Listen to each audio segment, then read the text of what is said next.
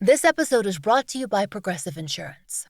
Do you ever think about switching insurance companies to see if you could save some cash? Progressive makes it easy to see if you could save when you bundle your home and auto policies. Try it at Progressive.com. Progressive Casualty Insurance Company and Affiliates. Potential savings will vary. Not available in all states. I'm no tech genius, but I knew if I wanted my business to crush it, I needed a website now. Thankfully, Bluehost made it easy. I customized, optimized, and monetized everything exactly how I wanted with AI. In minutes, my site was up. I couldn't believe it. The search engine tools even helped me get more site visitors. Whatever your passion project is, you can set it up with Bluehost. With their 30-day money-back guarantee, what do you got to lose? Head to Bluehost.com. That's BLUEHOST.com to start now.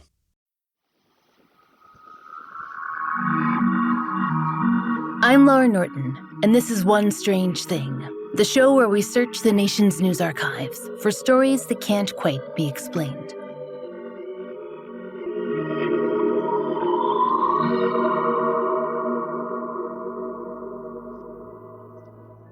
Strangers, we will confess, while we never want to discover that anyone has undergone a harrowing experience, well, an unexplained phenomenon, it is perhaps one of our favorite topics to run into in our archival journeys into the unknown.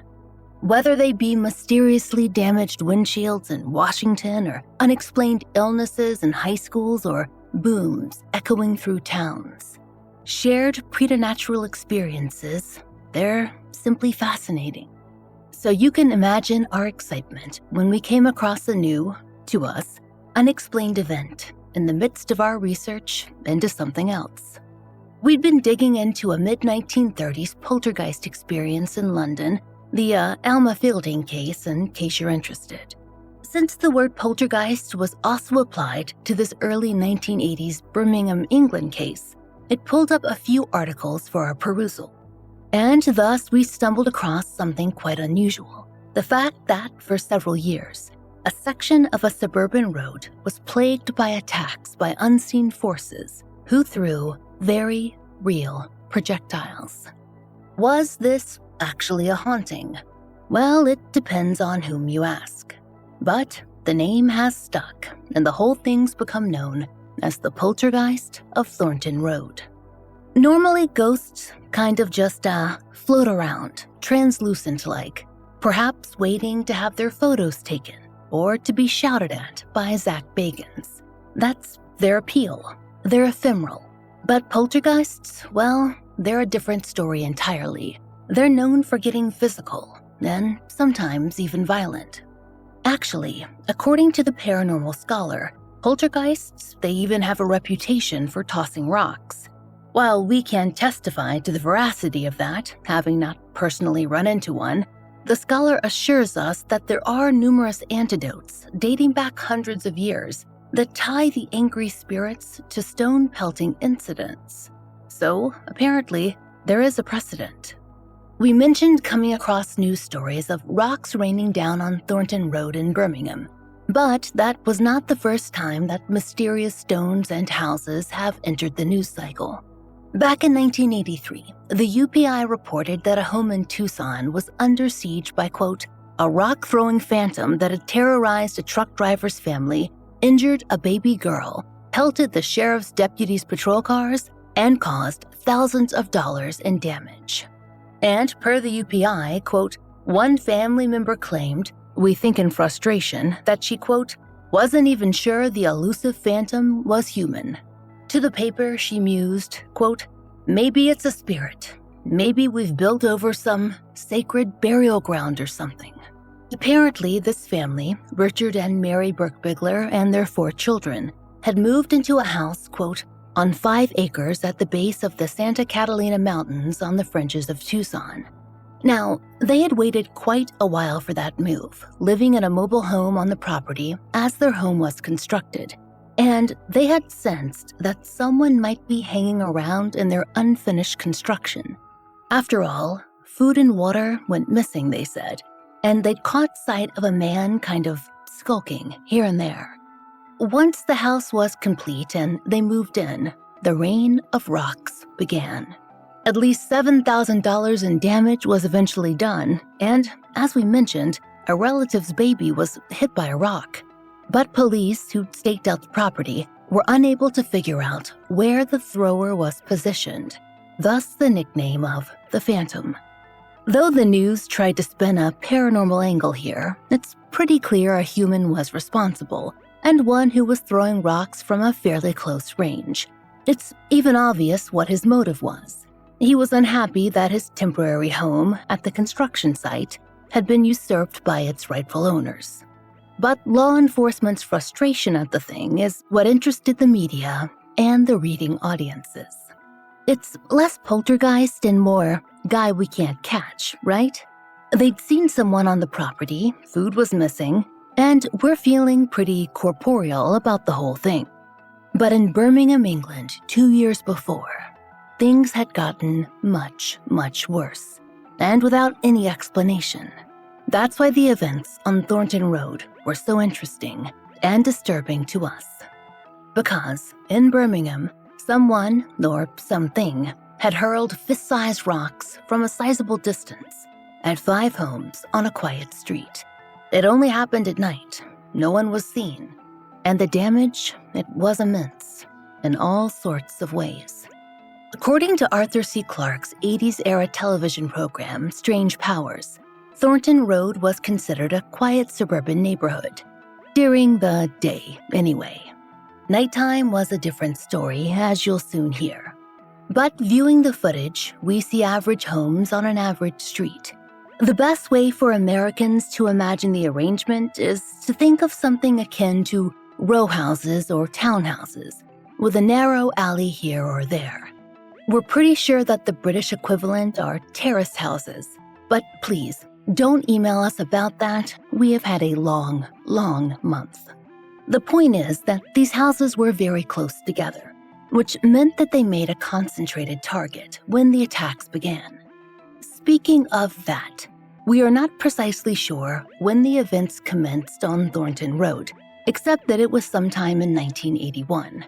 One blogger said it was, quote, late in the year, but that's not very specific. The earliest mention we found was in December of 1981. Most of the articles available to us in the British newspaper archive report on the events sometime after they began, and message board posters do remember the story airing sometime back in the early 80s. We're also not exactly sure how long the whole thing lasted.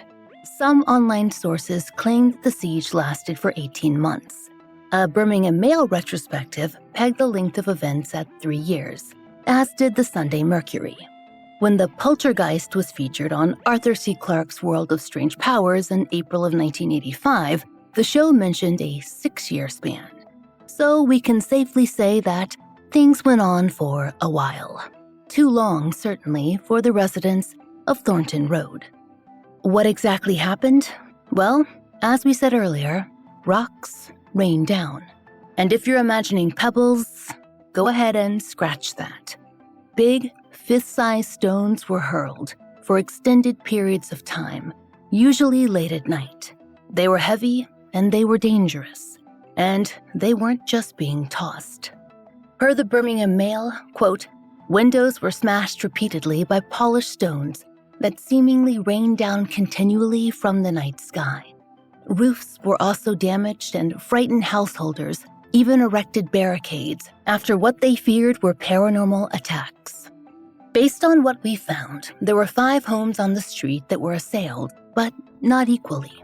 Per the Sunday Mercury, in particular, quote, 3 homes, numbers 32, 34, and 36, bore the brunt of the damage, with the rear windows continually smashed and roofs damaged. Still, all the residents were frightened, and for good reason. They knew that they were being assaulted, but had no idea why, or by whom, or what.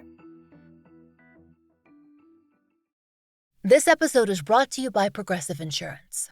Do you ever think about switching insurance companies to see if you could save some cash? Progressive makes it easy to see if you could save when you bundle your home and auto policies. Try it at Progressive.com. Progressive Casualty Insurance Company and Affiliates. Potential savings will vary. Not available in all states. Creativity doesn't wait. It moves, shifts, evolves, just like you. And with the Yoga PC from Lenovo, your tools finally keep up. Stunning, smart, and sustainably sourced, Yoga PCs from Lenovo are designed to amplify your creativity with AI-powered performance. Whether you're sketching, editing, animating, or composing, yoga moves with you, adapting to your creativity, to your rhythm. With beautiful displays and the flexibility to shift from laptop to tablet, yoga unlocks new ways to inspire and create. Because at Lenovo, we believe your tools should fuel your flow, not hold you back.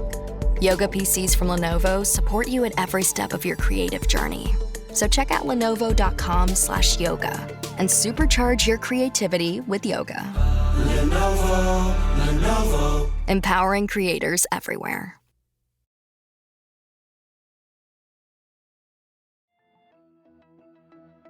According to Arthur Clarke, the attacks were not centered on the front of the residents' homes, but rather the rear, where their gardens or yards were.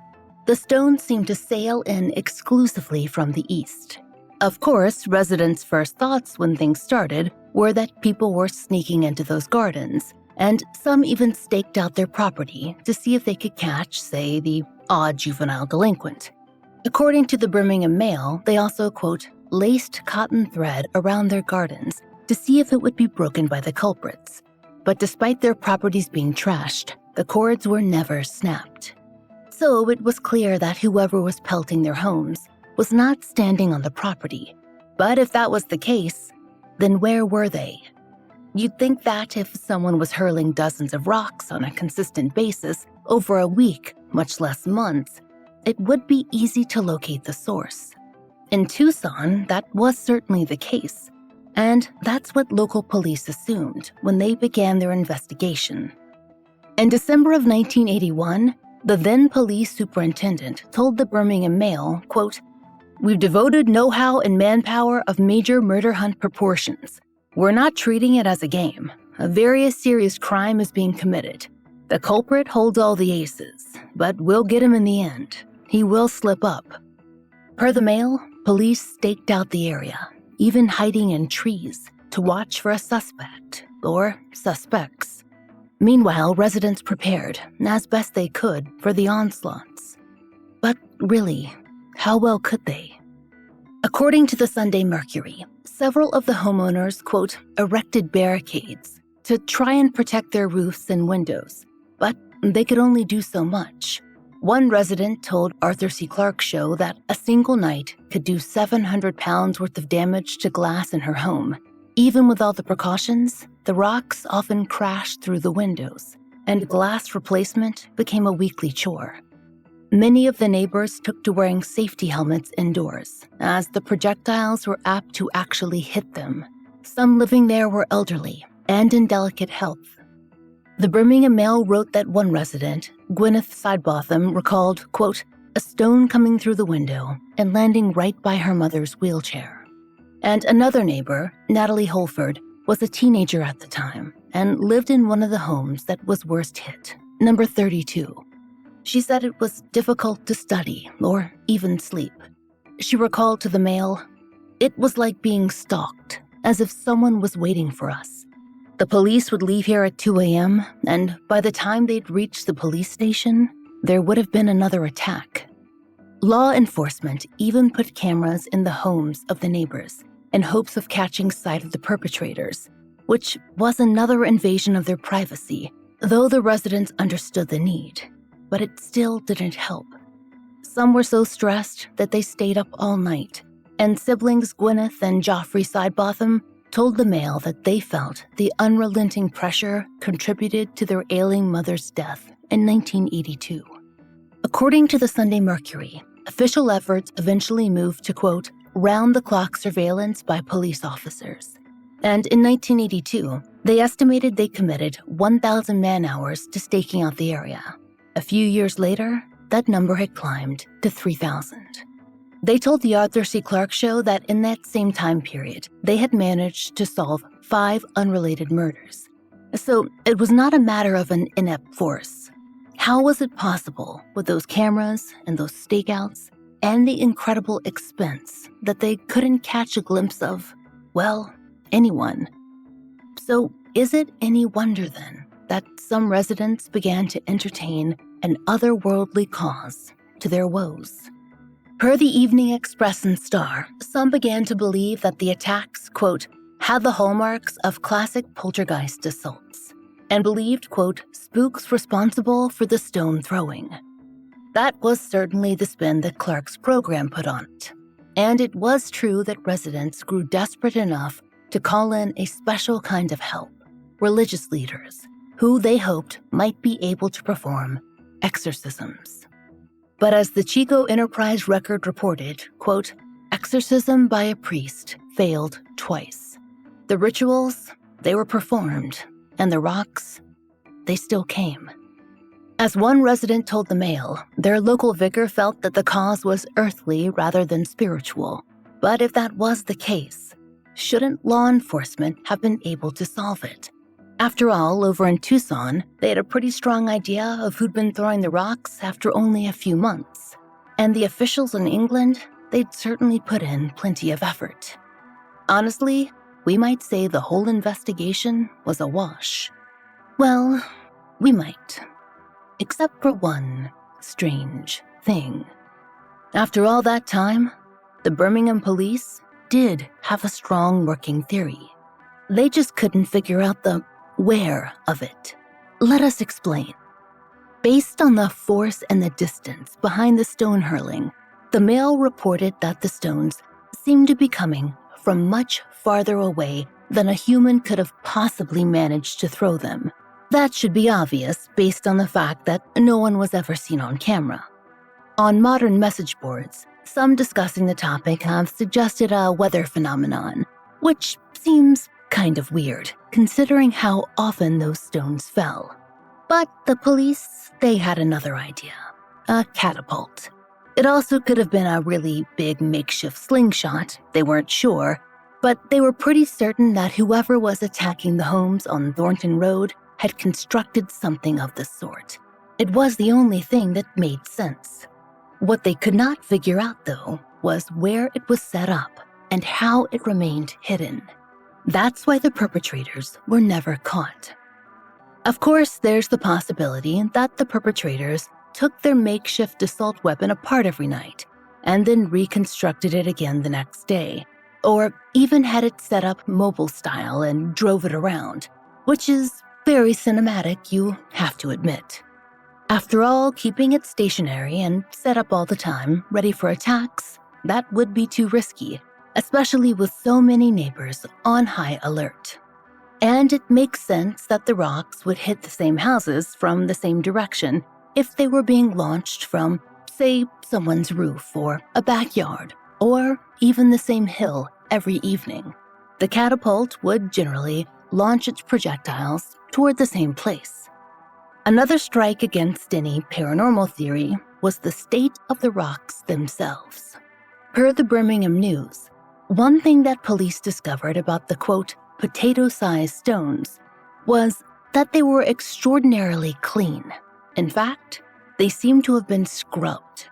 When law enforcement spoke to the Arthur C. Clarke Show in 1985, they theorized that this was meant to remove any forensic evidence, like fingerprints. After all, ghosts don't generally have those, at least as far as we know. The rocks, described as river stones, were also very similar to those used in local gardens for landscaping. It's possible they were being collected from the neighborhood, though no one seems to have reported any rock theft. There was also a river nearby, so that could have been another source. But based on photos we saw, the stones did seem to have a pretty uniform appearance. So it's fully plausible the attackers purchased the rocks. Though we think a local merchant might have let police know about that, considering what was going on. So were these attackers bored teenagers who had time to collect a few rocks here and there and then scrub them clean? Was the so-called poltergeist an adult who could drive out of town and make the purchase of some river stones without being noticed? It's a lot of rocks to collect from a local river. They are a finite source after all, and they would eventually run out. After all, one cannot just swing by the affected homes and nicely asked for them back to throw again. While it does seem clear that these attacks came from a human source, it's unclear why they occurred and why for so long. Was there a personal grudge against one or several of the residents of Thornton Road?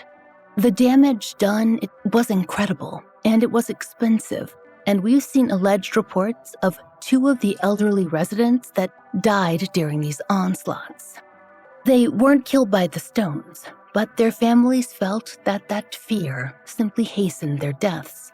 And how callous would someone have to be to continue knowing about that? And with that in mind, well, why did they finally stop when they did? Though we aren't precisely sure when these attacks ceased, whether it was possibly 1984 or maybe 1985, we know that they eventually did. It wasn't because law enforcement caught the attackers, but maybe they had a close call. Did they just get bored of the onslaught? Did they move away? Did conscience kick in? Did someone find out and threaten to turn them in if they didn't stop? If so, how would that secret be kept so well, and for all these years?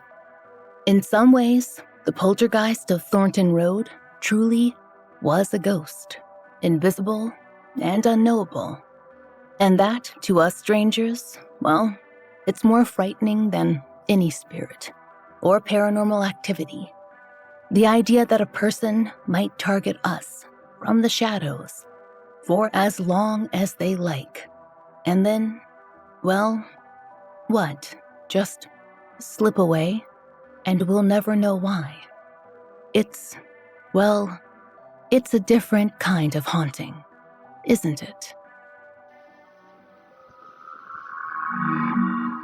We hope you'll join us next time for another real-life story from the fine print of America's local papers, from the lives of regular people, just like you and me, except for one strange thing.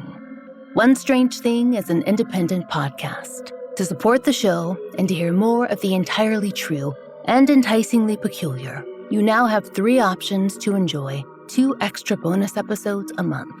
On Apple Premium and Supercast, you can get the bonus episodes delivered to your app of choice for just $2.99. And for $2 more a month on Patreon, you'll get more fun extras. There you'll find ad-free early releases of our regular episodes, 2 full-length bonus episodes, monthly giveaways, and blog posts, all for $5 a month. We hope you'll check out one of these options and support the show. There's a link in the show notes. And if you enjoy One Strange Thing, please take a moment to leave us a great rating or review on your favorite podcast app. It truly helps.